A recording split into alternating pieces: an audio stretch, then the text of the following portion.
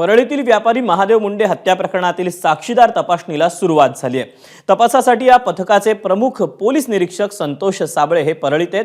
महादेव मुंडेंचा खून कोणी आणि कशासाठी केला हे समजणार आहे। परळी तहसील कार्यालयासमोर महादेव मुंडेंची हत्या झाली होती। हत्येला 16 महिने उलटले तरी मारेकरी अजूनही मोकाट आहेत।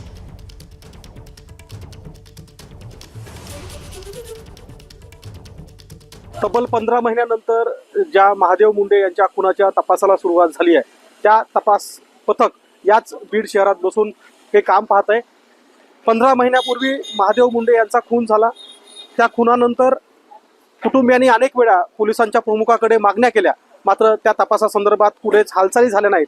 मात्र ज्यावेळी संतोष देशमुख हत्या प्रकरणानंतर सुरेश धस यांनी महादेव मुंडे यांच्या खुना प्रकरणाची सुद्धा मागणी करायला सुरुवात केली आणि त्यानंतर खऱ्या अर्थानं प्रशासन खडबडून जागं झालं। अखेर पोलीस प्रशासनाने बीडच्या स्थानिक गुन्हे शाखेकडे हा तपास वर्ग केला आणि स्थानिक गुन्हे शाखेचे पोलीस निरीक्षक संतोष साबळे यांची या प्रकरणामध्ये चौकशी पथकाचे प्रमुख म्हणून नेमणूक केली।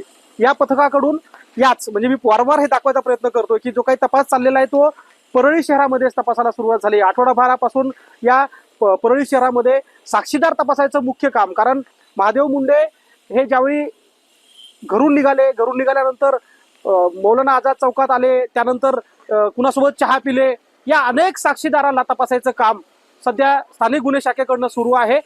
एकदा साक्षीदाराचा जबाब घेतला, तो तपासाचा टप्पा ओलांडला की महत्वाचा जो काही पार्ट असणार आहे, जे 100 ते 150 फोन नंबर्स त्या काळामध्ये ऍक्टिव्ह होते, ज्या ठिकाणी महादेव मुंडे यांचा खून झाला होता, ते सगळे तपासण्याचं मोठं आव्हान हे पोलिसांसमोर असणार आहे। मात्र त्या तपासाला सुरुवात झाली। त्यामुळे असं म्हणू शकतो आपण की महादेव मुंडे यांच्या हत्या प्रकरणानंतर पोलिसांनी 15 महिन्यानंतर कासत नाही तपासाला वेग घेतलाय। अर्थात तो तपास काय लागेल हे जरी सांगणं शक्य नसलं, एक मात्र खरं आहे की अगदी वेगानं हा तपास सध्या परळी शहर पोलीस स्टेशन पासून सुरुवात झाला।